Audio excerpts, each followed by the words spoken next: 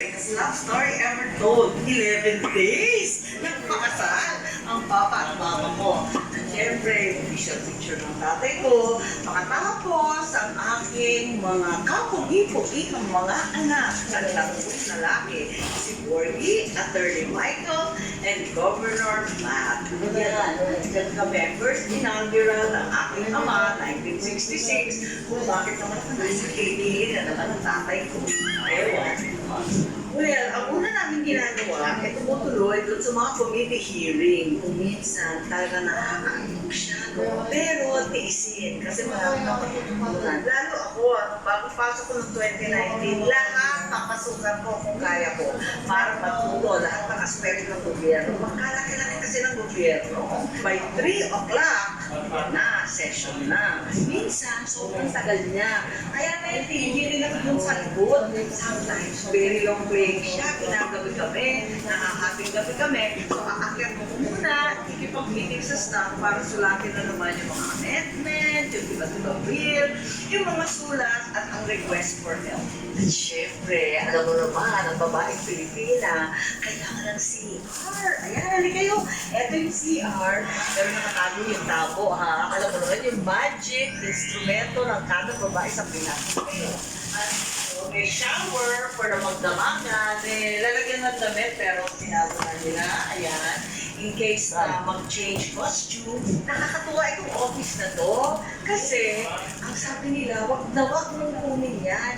Kaya lang, palibasa bago akong senador, lang naiwan. Kaya dito ako nag-landing sa office of Senator Trillanes.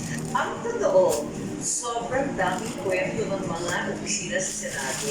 Nagiging superstitious na nga kami nila. Sabi ko, magpadasal kaya tayo, pausukan at lahat na. In fairness, lahat naman nag-volunteer. May Muslim na imam, taga-Cordillera na sumayaw at talagang nga nag-petition. Meron pang nag-white sage at kung ano-ano pa. Higit sa lahat, may mga panirin at dasal. Wala naman. Siguro, kwento-kwentuhan lang yon. Okay, so yan, nakita na ninyo yung office ko. Pero mukhang beep, beep, beep. Pala, tumutulog na yung kampana namin para mag-isip bukol. Bye-bye, trabaho muna!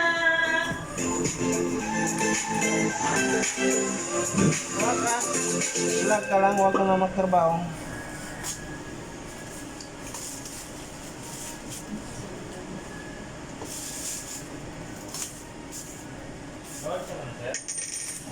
Bumagsak na ang stock market. The sky is falling. Isa ka na ba sa nagpapanik sa pagbagsak ng stock market? Ano ang dahilan ng crash na ito? Dapat ba tayo matakot? Kung gusto niyo malaman, let us watch this video. Videos that will make you wealthy and debt-free. Hi there! This is kita ng inyong pambansang wealth coach. Welcome to another wonderful episode and educational episode of our channel. Pag hindi pa kayo nakasubscribe sa channel na ito, I do encourage you to subscribe at araw-arawin nyo ang pakikinig at panonood every 8 p.m. ay bago tayo nire-release. Sa video na ito, pag-usapan natin what is the stock market, what are the factors that really affect the stock market, and should we still invest and believe in the stock market. Okay, mga friendship, let us start. Makakapos na po ng eleksyon. At syempre naman, alam na po natin kung sino po nag-win. Kaya mo man daw Sure, yan. mga ibang tao. Ano yan? Ganyan talaga, kuya? Ibang tao ang dadalang hati dahil hindi po. Sabi kaya mo naman daw binta. However, Sana all. hindi after that, ito po nangyari. Makikita nyo, ang ESG po ay medyo all shares. Yan lang naman. Ang nakikita nyo po sa chart, wala parang grade na po sa atin.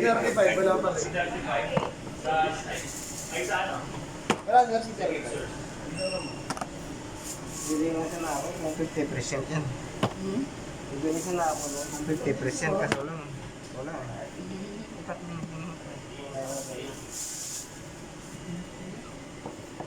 No? Pag 50%, bilisan na ako nun.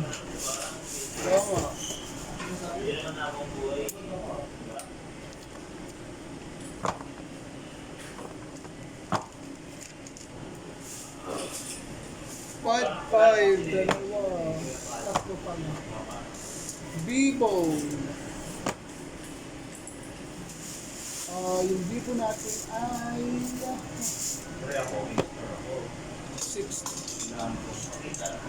12. 2, 4, 1, 2, 3, 4, 5, 6, 7, 8, 9, 10, 11, 12.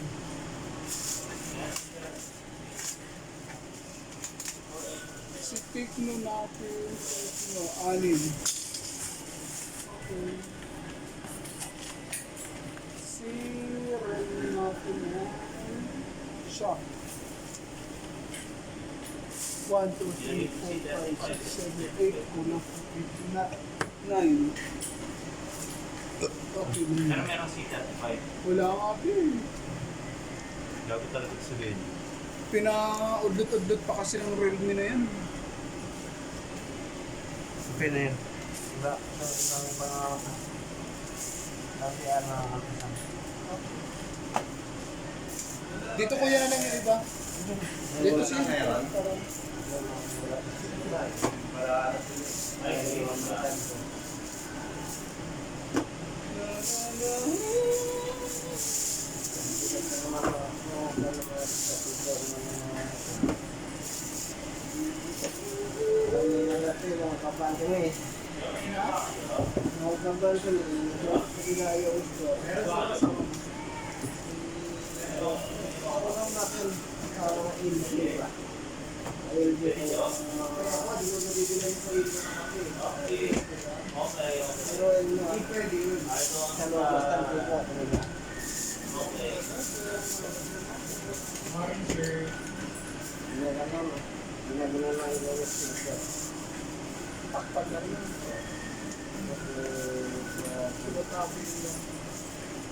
Kita lang sa kuwan. TV. Doon ba yung store? Oh? Yung malaki pa. Malaki pa yung store namin dyan. Sa kabila, sa may kuwan. Lapit sa food court.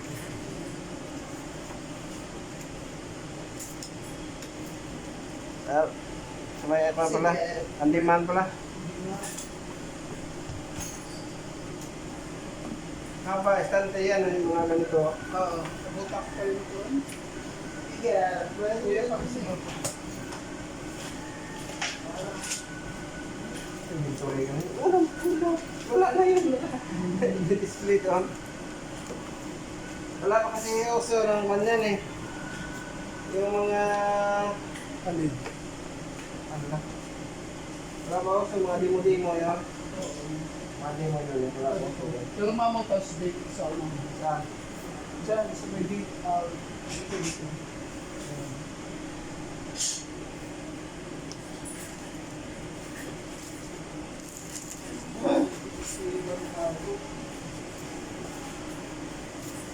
Tara saan? Maka na. Saan ba?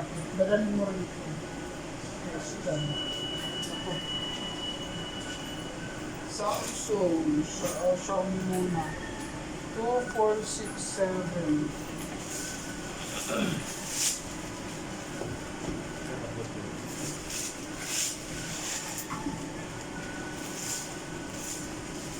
Samsung Factor.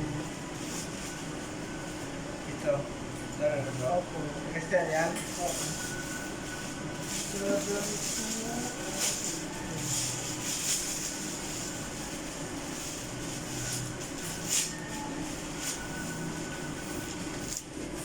Dalawa ka ko ah. Ha? Dalawa. Yung video. Ano yung isa?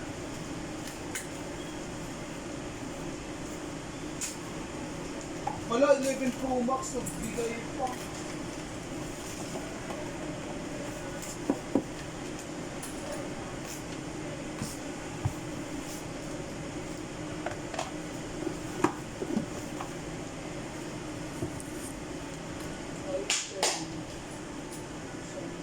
Ayun. Padikit lang. Ayaw, CCTV mo pinsan. Natigay ka? Yung CCTV mo nakadikit. Improvise. Oo, ano yan? Improvise natin system. Wala na ito, pambili yun.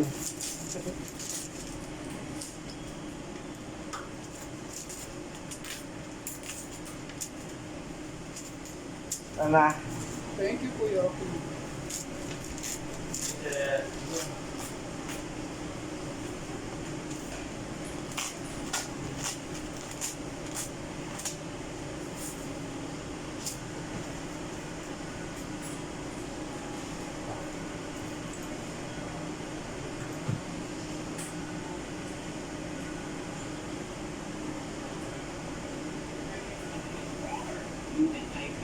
Alamin natin ang masabi ng isang business journalist na si Daniela Lauren along with Sherry Posip and Kuya Ted Paino sa isang interview at pinagawanan mo nila.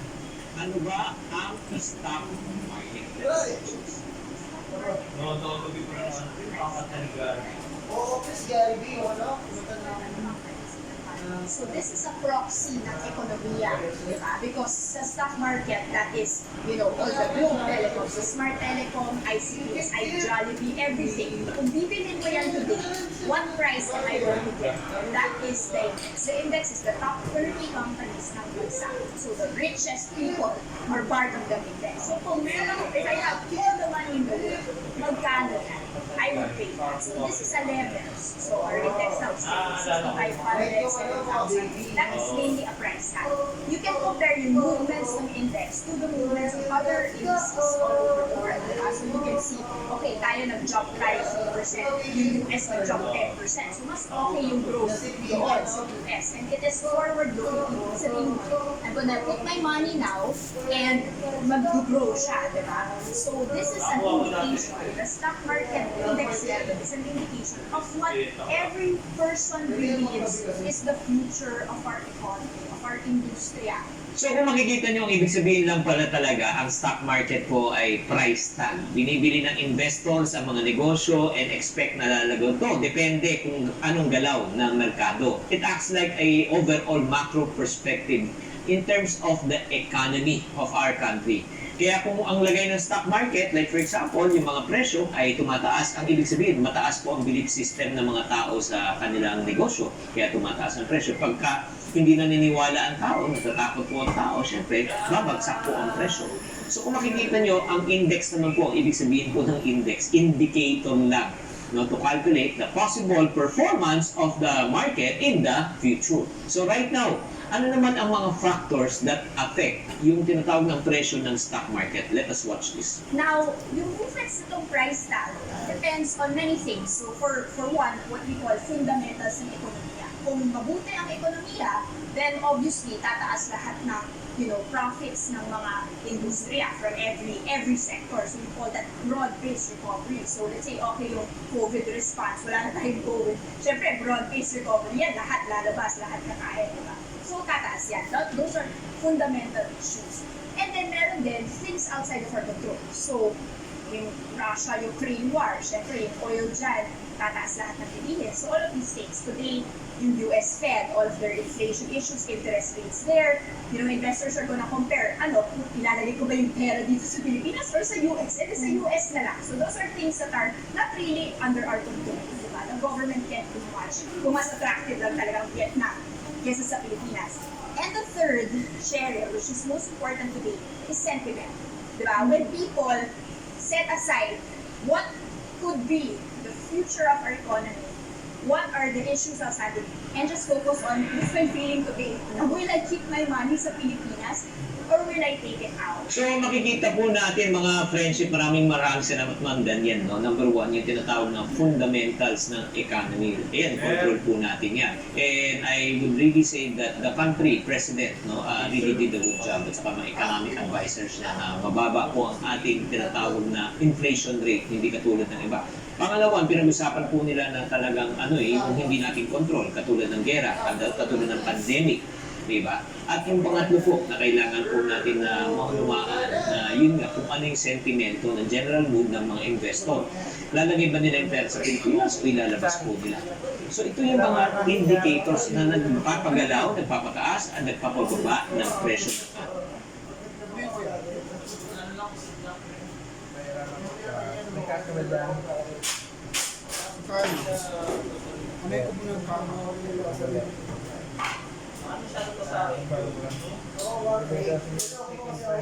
Ha?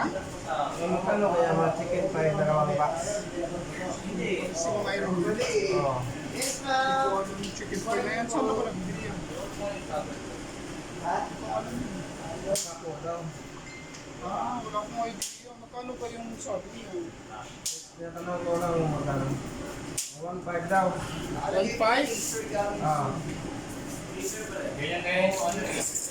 Ang ganda niya pre, green yan. Green yan, tapos malatay sunod. Kaya kasi medyo hila-daan dito. Sana kung hindi natin. Gawin mo ng 2,000 pa niya, mabibitin. Sana kung Yung pinaka-pinto niyan, kaya ganun. Sana kung hindi mo pwede mo sa Wala. Ang size. Bawal daw. At kami kukunin niya, may smart na si Raiders yun. Bukas sa mga tilo ko.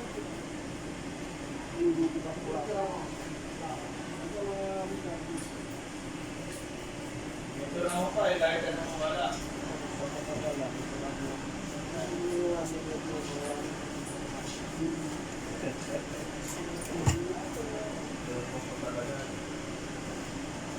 Sino mayroon ng Ano ayaw?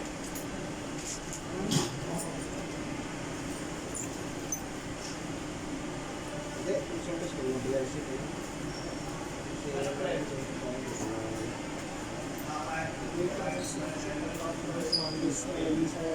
Kami na hinahabol yun. Diba kung nakasunod tayo ng black Saan? dito na nga. Kaya, pababa na ako eh. Kaya ako pa naman, wala ko naman bukas. Parada ako daw. Hindi ako nag-buwan. Thank you ah. Ano mo ba kaya?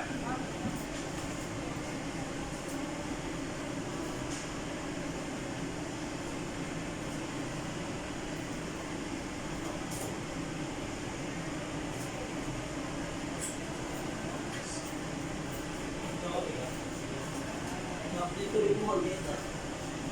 Dito. Yung mga pre-guard siyang lumabit na kasi siya. Binigay dalawa kang video. Hindi ko matataking eh. Babae gamit eh.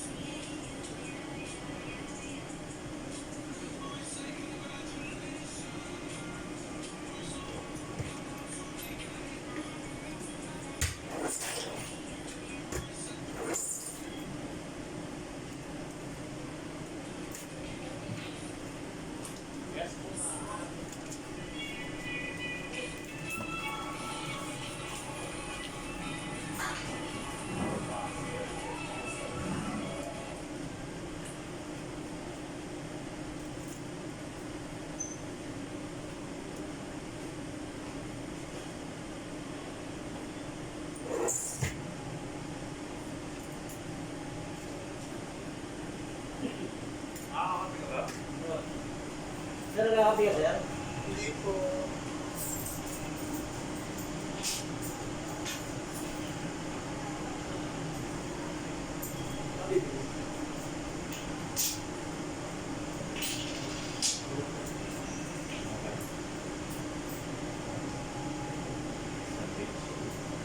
Ay, ikaw muna rito kung lugar. Isa kasi.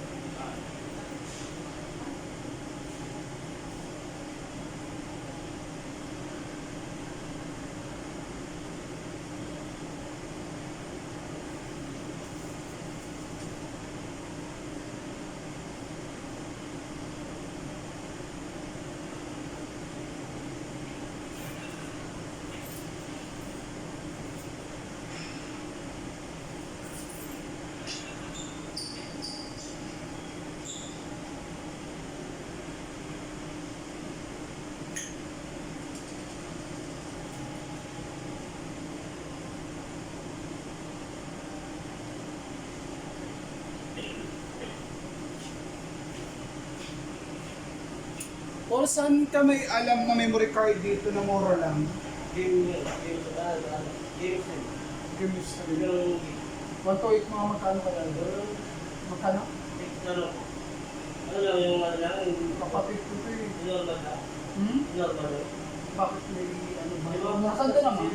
Ha? Last 10. Sa kapatid ko yun. Camera, cellphone, mga ganun. Cellphone.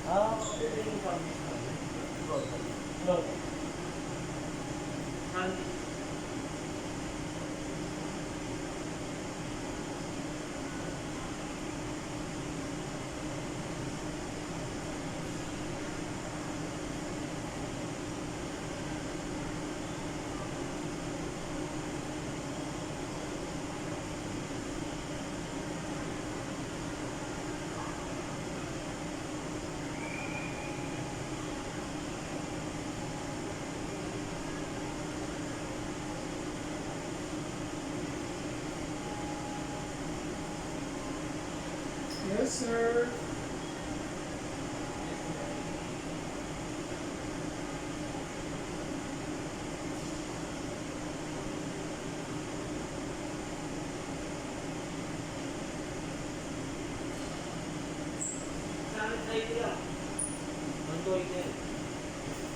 Ano po? Sa wala yung telephone ha? Sumama ko sa akin.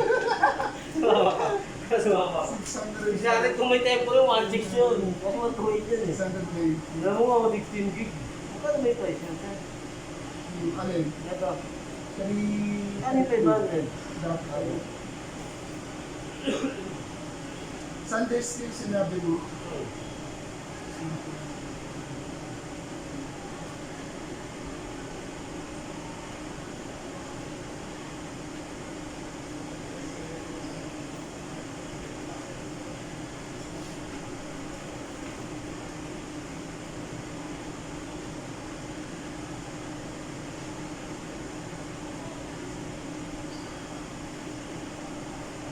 Ngayon, isang 4-year-old na batang babae dahil sa video nito na umiiyak at nais pabalikin si Parul. Nandun po sa ating mga televiewers sa SMNI, lalo na kay Jason at kay Atmar. Okay. Naman po. Sir, meron po kayong panukalang batas dito. Ano ang dahilan kung bakit ninyo ipinanukala po ito? Kasi kumbaga itong 6 years na isang termino lang, medyo matagal na rin natin na experience ito. Na-experience din natin na magkaroon ng mahabang pangulo. At nakita natin na kumbaga siguro mas malaki-laki yung kanyang naging output considering tuloy-tuloy yung kanyang pamumuno. Experience natin na 6 years, yung iba bitin tayo, yung iba ay salamat natapos yung 6 years. Ano po masasabi niya nito sa akin? Well, alam mo, kasama Jason at Atmar, tayo din na natin ng 18th Congress regarding this matter. This, the 18th Congress, this is the resolution what?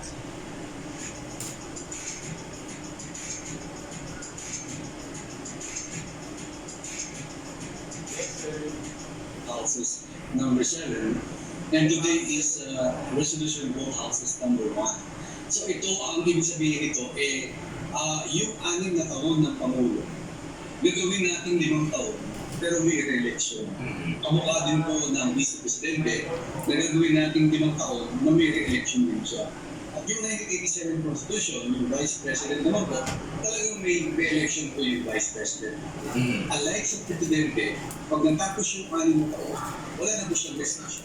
So ito yung main kung at least yung continuity, pwedeng ituloy ng ating Pangulo.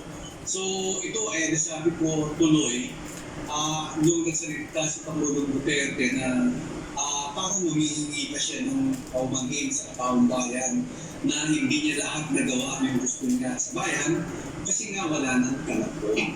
Pero kung mayroon pang isang re-election, another 5 years, at least matatapos niya lahat yung gusto niyang programa, proyekto sa ating bansa. So yun ang main purpose ko. That's why I filed this again in 19th Congress Resolution of Houses number 1. Sir, ano pong nangyari noong 18th Congress? Hindi ba ito tinanggap? Hindi ba ito tinanggap ng Kongreso? O kinula sa oras? Sabi ko kasi ng chairman ng Constitution Amendment, sabi niya, ba't mo lang ngayon final? Wala na tayong panahon. O sige, sabi ko, the first day of 19th Congress, sa July 1st, ipipila ko na yan, i-file ko para mapag-usapan natin. So kaya pinahil ko na po ito para maraming panahon na mapag-usapan, wala pang chairman, at wala pa tayong speaker. So at least, pinakaunang pinahil ko ito. Noon, walang panahon, ngayon makakapa yung panahon. Kaya palagay ko po, isa sa pinaka, I'm not saying pinaka-importante, pero importante pag-usapan sa ating mapapatulungan. So kumbaga, nakita niyo po na talaga May 823 ka po. once na ang isang pangulo po ay talagang nakita natin yung kanyang output, no? At hindi biting kung hindi gumagawa, hindi masyado nagtatrabaho ang isang leader. Nakita niyo po, kumbaga parang nag-trigger sa'yo itong sa nakalipas na administrasyon na maganda na may pagpapatuloy kasi kumbaga lahat ng mga nagsasabi ng mga analyst, kumbaga first time tayo siguro na nagkaroon, ako sa pananaw ko, first time tayo nagkaroon talaga ng Pangulo na talagang malinaw at tanggap ng taong bayan yung kanyang naging output, no? So kumbaga, ano naman natin, pag eleksyon, talagang ang taong bayan magsasabi at sa pinaka-recent na approval and trust rating ng Pangulong Duterte, napakataas, parang kakaupo pa lang niya yung rating. Wala akong ganyan, di ba? Kaya napakataas na rating, 75% plus rating niya, yung tiwala ng taong bayan napakataas. So sayang po, wala na siyang termino, hindi na siya pwedeng tumakbo bilang Pangulo, kaya at least nahudlog po yung kanyang gusto matapos sa ating gobyerno. Kung yan po magkakaroon po ng audit yan bigyan ko po kayo ng halimbawa sa noong I once knew a man who saw what little had been achieved since independence in a land of people with the greatest potential for achievement, and yet they were poor. But he got it done, sometimes with the needed support, sometimes without. So will it be with his son. You will get no excuses from me. We can trust no one else when it comes to what is best for us. Past history has often proven that. Solutions from outside divided us. None deepened our understanding. They were always at our expense. Never forget, we are Filipinos. One nation, one republic, indivisible. We resisted and never failed to defeat foreign attempts to break up our country in my father's watch. His strongest critics have conceded that. So let us all be part of the solution that we choose. In that lies the power to get it done. Always be open to differing views, but ever united in our chosen goal. Never hesitating to change it, should it prove wanting. That is how agile, resilient republics are made. Our future we decide today. Yesterday cannot make that decision anymore, nor can tomorrow delay it. The sooner we start, the surer and quicker the prospect of achieving our future. These are troubling times. What's happening to others can happen to us, but it will not. Sasabi ka? Hala ka! Shoot up ka? Seryoso? Oo. Nasa tubig yung mainit lang. Hala siya?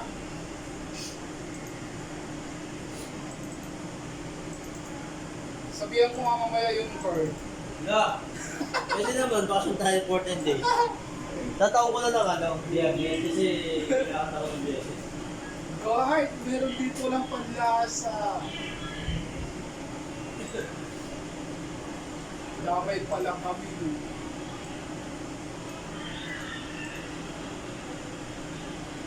We see what's happening.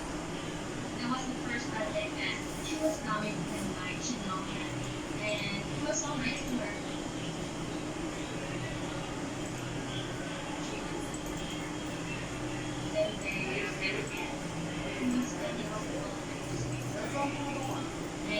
she went saying hi and realized that he was watching the time.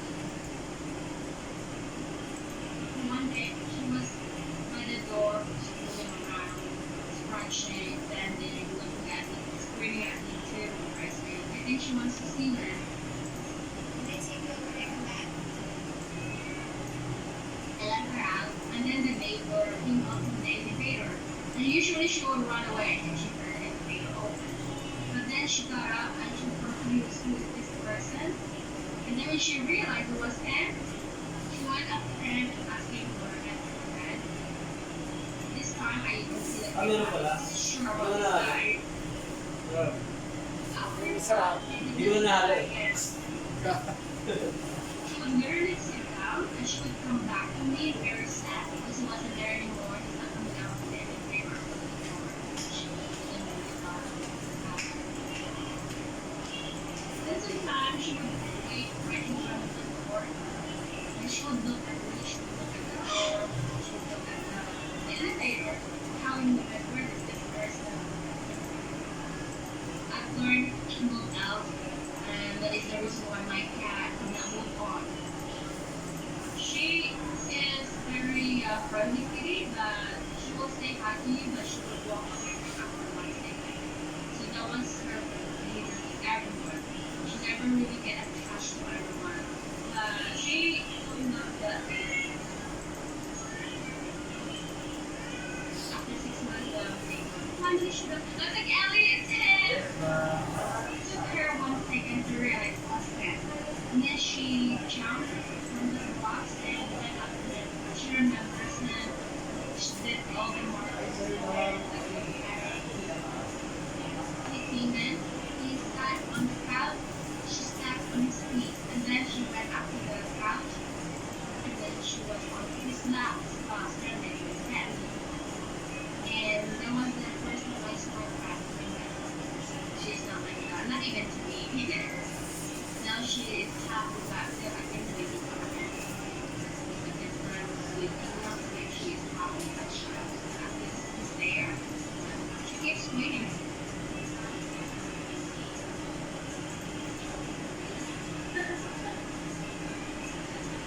Kiss me.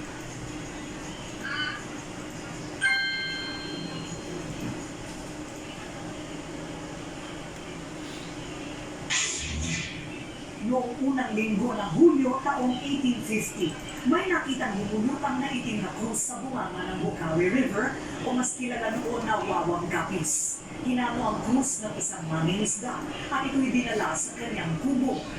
Hanggang naisipan ng mangingisda na dapat ay pagsaluhan ng bayan ng mga biyaya ng itim na krus.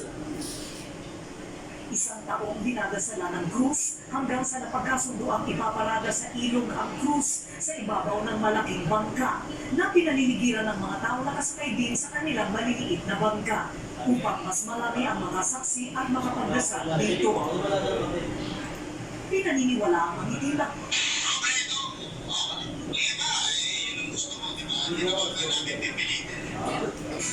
Please tulang here.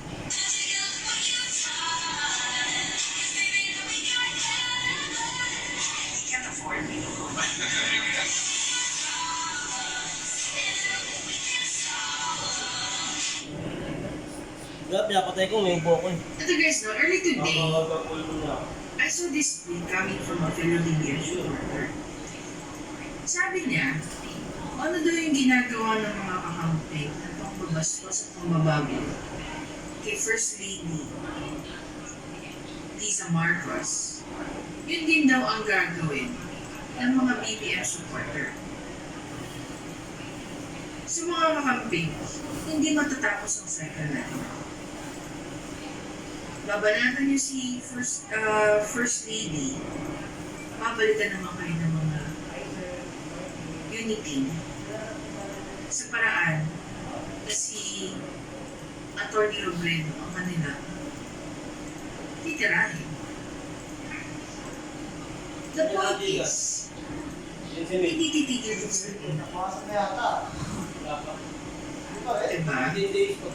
And come to think of it, kung talagang mahal niyo si Atty. Robredo, Pero kasi nagtitigilan yung pagbugas ko sa pamabangoy niyo. Kaya attorney Lisa. Hindi kala ko taga pero matutulog. Are you smoking? Paibutin ang mga sakot sa agri-smuggling. Yan ang ugali ni Senadora Amy Marcos sa kapatid na si Pangulong Bongbong Marcos na uupuri bilang bagong kalihim ng Agriculture Department.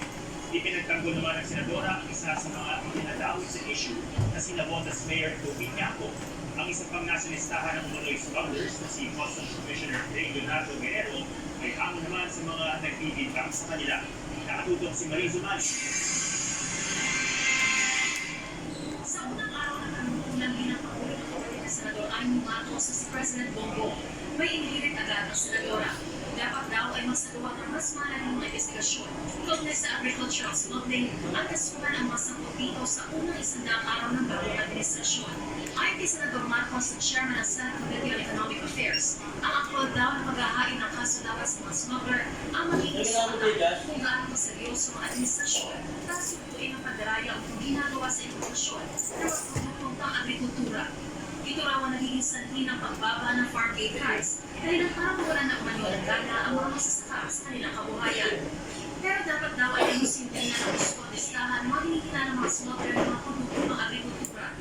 Ipinagtanggol din niya sa Navotas Mayor Toby Kang na sa pagkakadawit ng pangalan nito sa listahan. Sabi ni Senadora Marcos, si Kang raw ang may pinakamatinding paninindigan laban sa smuggling at naghain pa nga ng mga kaso sa mga sindikato. Dagdag pa niya, bakit daw hindi pinapanagot ang mga matataas na opisyal ng DA? Kinukunan pa namin ang pahayag ang palasyo tungkol dito. Si Pangulong Marcos ang nagsisilbi rin kalihim ng Department of Agriculture sa ngayon. Dalawang mga individual ang pinangalala sa Senate report na bilang ang ilang mga opisyal ng Department of Agriculture, mga tax agencies nito, at ilang mga opisyal ng Bureau of Customs. Si Bureau of Customs Commissioner Leonardo Guerrero na isa sa mga inadawit sa kontrobersya ay hamon sa mga nagbibintang sa kanila na sangkot sa smuggling. Istigan na lang yan. Nakapag-usap na lang kami. Pag-usap ko si Director General Mateo, si Batalla. Pag-usap natin sa isa, pag-usap natin yung PNP. Hindi ko alam kung saan sino nagbigay mo mga informasyon na yun na sinasabing quality. Pero yung pinag-usap natin para matapos sa information. Kasi ano po yan namin bine-verify nga ito. Pag-usap ko ni Aten Lights yan, si Director General na next kami. Sinasabi na Senator Soto na pinirmahan niya daw. Listahan. It appears na meron nga pinirmahan si Director General Montego pero not in any way related to sa smuggling validated case. Meron siyang transmittal letter ata na pinirmahan na response sa Senate. Kung saan nakakasyon ng dokumento. Pero on that part sa NICA, nasa NICA validated. Handa raw silang harapin ito dahil alam daw ni Commissioner Guerrero na malinis sa kanyang konsensya. Hindi na iwasan ni Guerrero na maglabas na sa malaloo. Kaya talaga sa amin, sa isang pamilya namin, sa isang institusyon. Pati sabi ko, yung pinagkirapan namin din sa Pilipinos sa isang paglapi, parang nawala na. Tatong taon namin yung transformation at sa reform agenda namin dito. Marami ng papatunay na malaki ang pagbago namin pero sa isang iglap, sa isang kwento lang na siya. Sabi ko, mabuti pang kasuhan na lang kami para magpakalaman at depensahan din namin ang sarili namin dahil kawawan ng integridad at reputasyon namin pati yung pamilya namin. Hinihingan pa namin ang reaksyon dito sa Senate President Tito Soto na namuno sa investigasyon ng Senado tungkol sa agricultural smuggling. Pero nauna nang sinabi ni Soto na galit sa NICA ang listahang isinama sa inilabas nilang committee report. Mariso nga rin natuto, 24 oras. Dahil isi-share ko sa inyo kung paano ako mag-budget ng pera for the buwan. So, etong budget na Mula dito sa Clark Air Base. Pastor Jeff, ano ang magandang nido? Kaya ng labis na This is why it is almost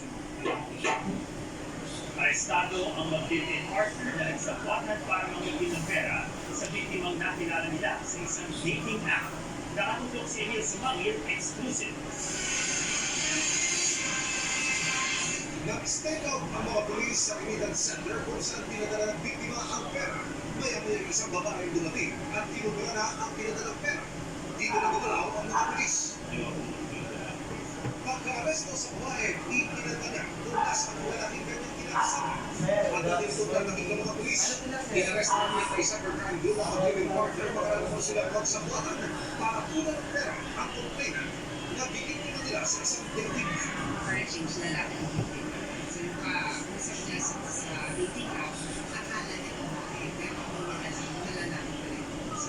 Ayon sa investigasyon, lumikha ng pagiging profile ang suspect at gumamit ng ibang larawan ng babae para makumali ng victim. Nag-internet sila, to the point na nag-exchange sila ng photos and videos. As soon as si suspect makuha na niya yung photos and videos, mga explicit photos and videos, mga nilibigay na yun, dyan na nagsisimula ang sextortion. So nangihingi siya ng pera na pag hindi niya ibinigay itong pera na i-spread niya yung kanyang photos and videos. Alam ko lang po yung mali ko. Handa ko rin kung panaginip kung nangyari sa babang buhay ko. Ayon sa PNP-ACG, mula Medero hanggang Inugunya ni Simocho, nasa mahigit 40 kaso na ng sextortion ang kanilang natatanggap. We always remind everyone to be mindful when you send out photos and videos because you'll never know, minsan ito yung gagamitin sa'yo. Ang ayon sila sa mga smartphone user na magiging mag-store ng private videos at photos sa kanilang gadget. Marami rin daw kasi ang reklamo ukol sa mga individual na pamaayos ng cellphone rin. Bigyan kumalanta ang mga pribadong video. Kapatuwa niyo yung cellphone nyo. Akala niyo deleted nyo na lahat ng mga videos or ibinibenta niyo yung cellphone nyo kasi meron na kayong bagong cellphone. Meron mga remnants na natitira dyan na certain part of the memory na nandun pa rin. So, maaari siyang ma-access. Emil Sumagi, nakatok, 24 oras. Yeah. Eat what they're not listening.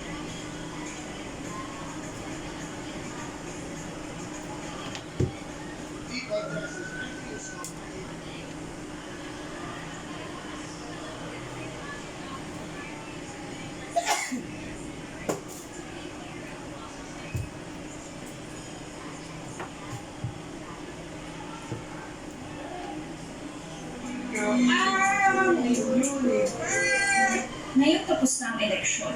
Nangangamba ka ba? Naging matagumpay ang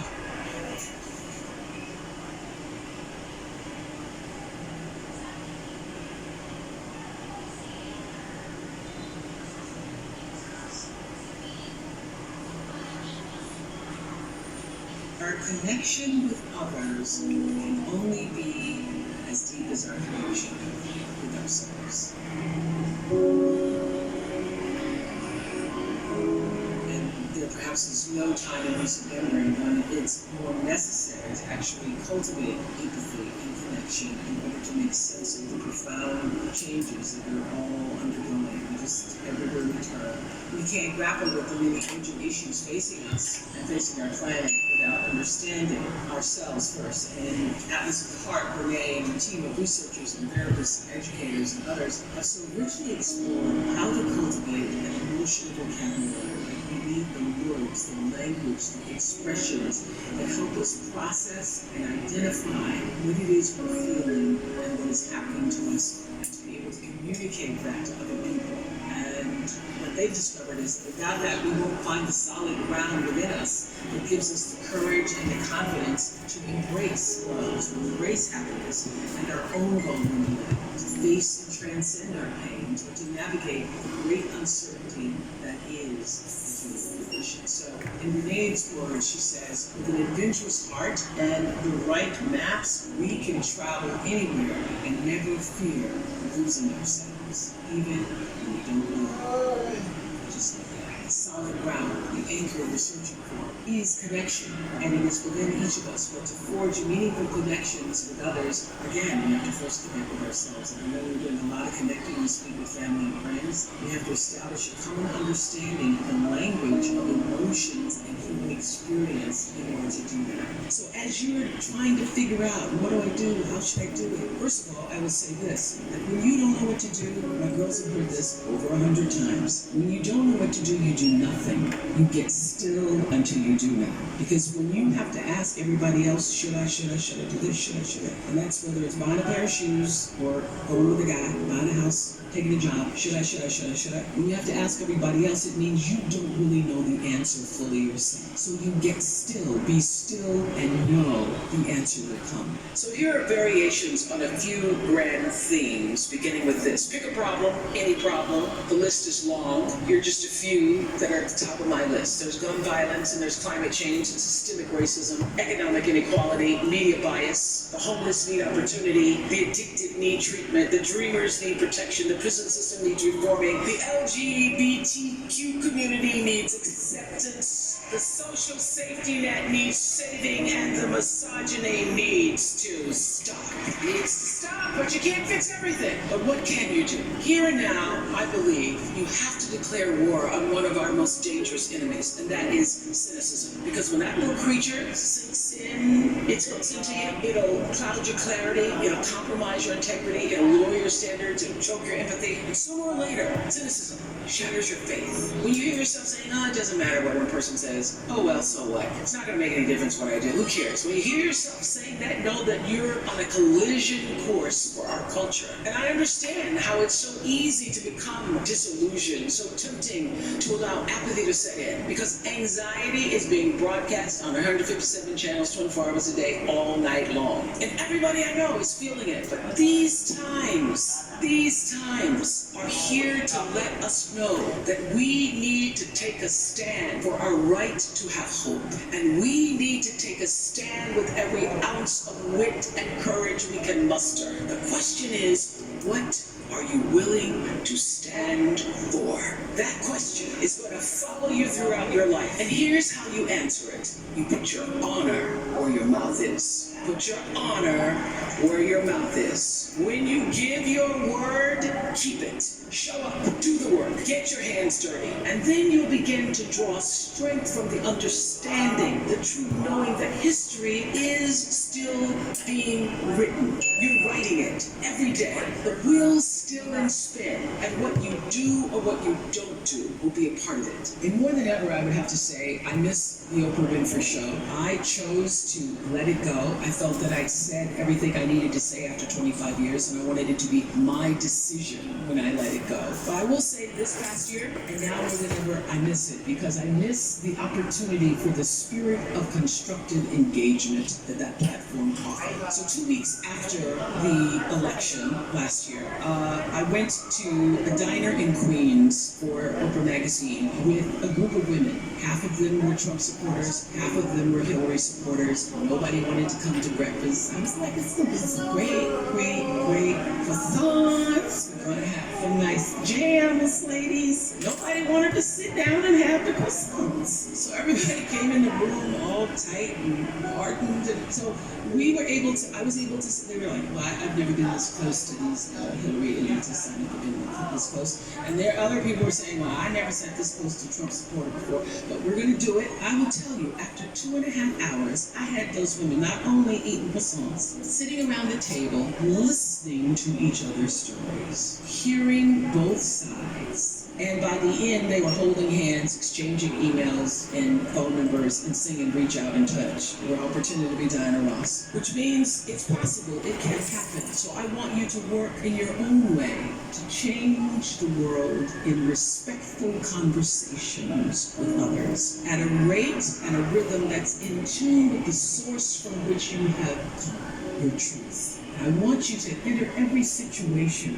aware of its context, open to hear the truths of others, and most important, open to letting the process of changing the world change you. That is the spirit of constructive engagement. So that's the goal, to be a compassionate woman of substance, to be committed, to have constructive engagement, to live this life of substance. What I know for sure is if you focus on the substance, the success will come. These past few weeks, I've been thinking a lot about Adele and our one night only conversation we had for CBS. Such a beautiful conversation and concert, and a beautiful album. You can feel her heart and soul in every lyric unfolding. Her emotional pain, she seems to have used as a muse. I said that to her during our conversation. And you know by now that she wrote that album while going through divorce. And she told me that she left her marriage in pursuit of her own happiness. And she has so many meaningful things to say about choosing you and not being guilty about it. The pursuit of your own happiness is enough of a reason to make a major change. Like Adele did. Let that sink in for a minute. So how did Adele find the bravery to trust herself and uproot her life? I asked her just that, and her answer struck me. She told me that she imagined the person she would want her 9-year-old son to know. When she was unhappy, which she was in the marriage, he, her son, wasn't getting the best version of her. So Adele dedicated the album to him as a way of telling him what she was going through. So, of course, Adele's situation is specific to her, but the greater lesson can apply to just everyone. So many women stay in miserable situations, whether it's their job, their friendships, romantic relationships, and even encounters with family members because they don't feel they have the strength or the right to let go. They might feel scared to put themselves first, to listen to that voice that's in your spirit saying, do what's best for you, make the change. The best thing I gathered from this new 30 album, along with being soothed by the music, it's such a great album, is an even more compelling understanding that choosing happiness for yourself is what truly allows you to begin bringing happiness to other people. So during the holiday season, we've already been conditioned to give to others, but it's important to make time for yourself too. That care is the gift you give to yourself. And that's what we're taking away from this week, I'm hoping. Being able to choose what's right for you and knowing when it is right.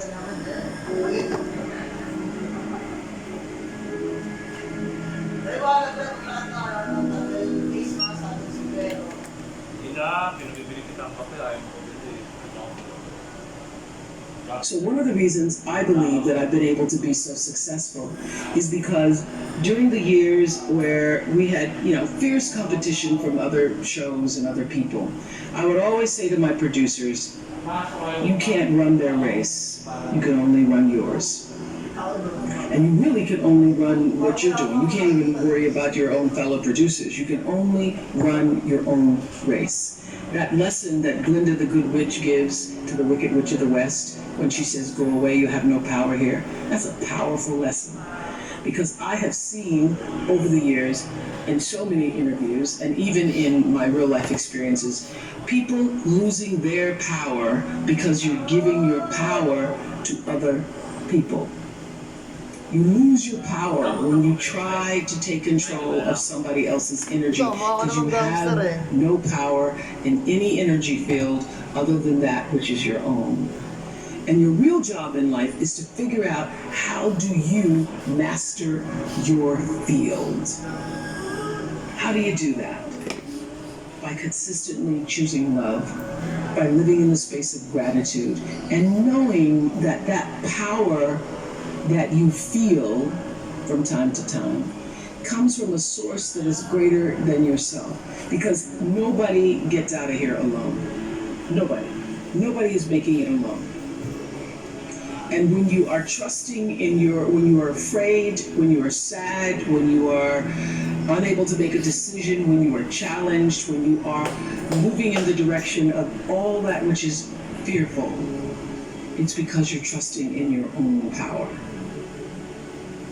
I couldn't get here by my little bitty ego self. But when you look at where I've come from, a little town, apartheid town, Kosciuszko, Mississippi, in 1954, where there were more lynchings of black men per capita than any place else in the world. Where you had to be off the streets, literally, when white people walked down the streets. Where there was no vision or hope for you as a black man or black woman, other than being a domestic or teaching in the colored school.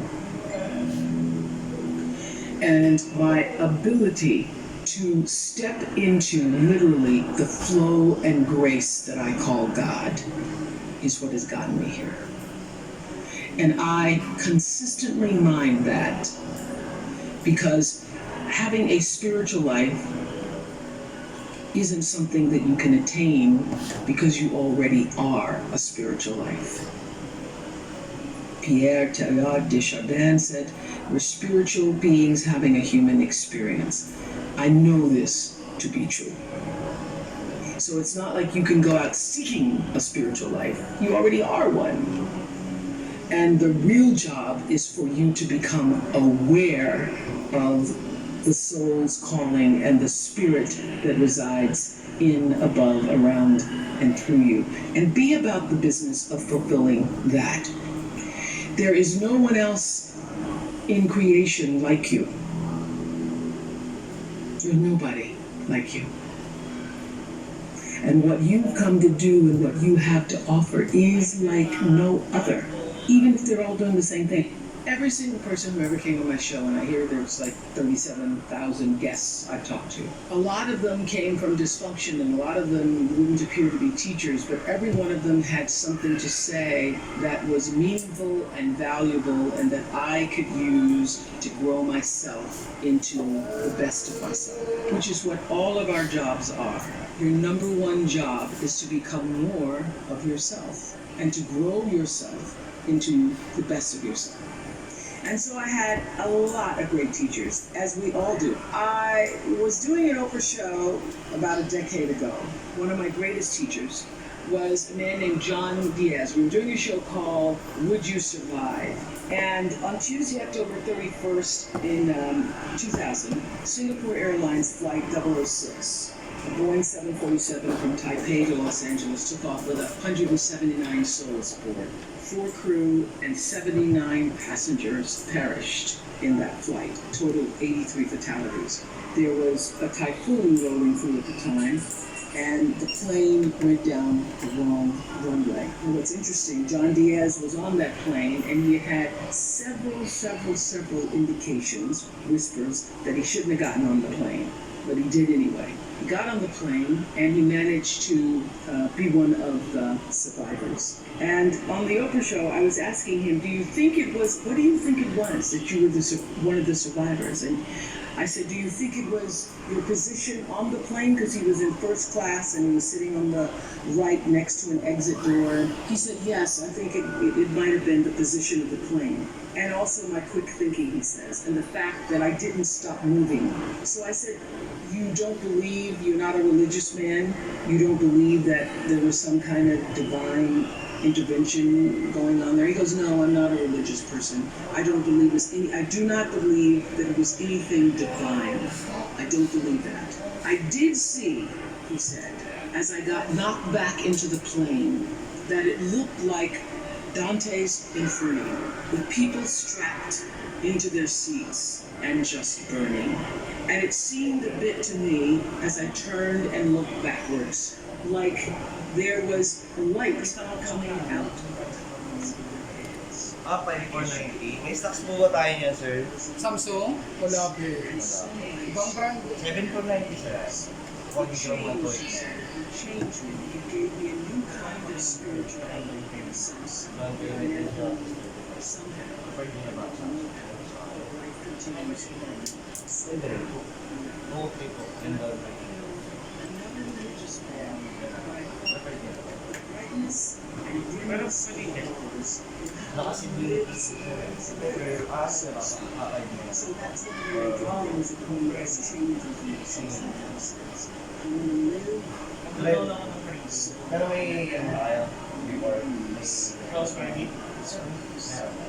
she was going to say, Pero yung drive ito. Ano yung drive? A0.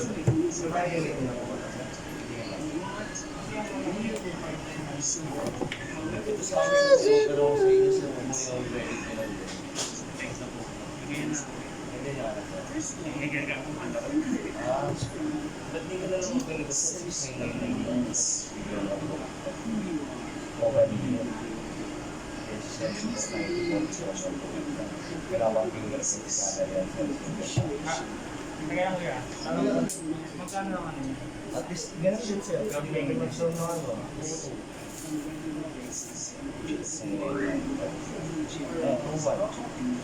Magkano ba yun? Ano po siya doon kita natin? Siyempre magkano doon mga recovery 699. The ability to learn to say no and not to be guilty to me is about the greatest success that I had. We're all part of the process. Ang great kasi, To have an internal story. I will not treat it's the same thing as a child.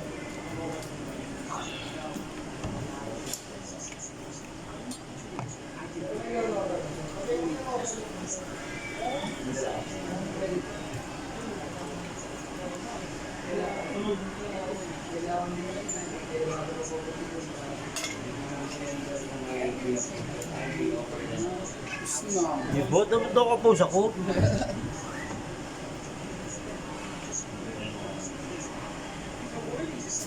It's okay.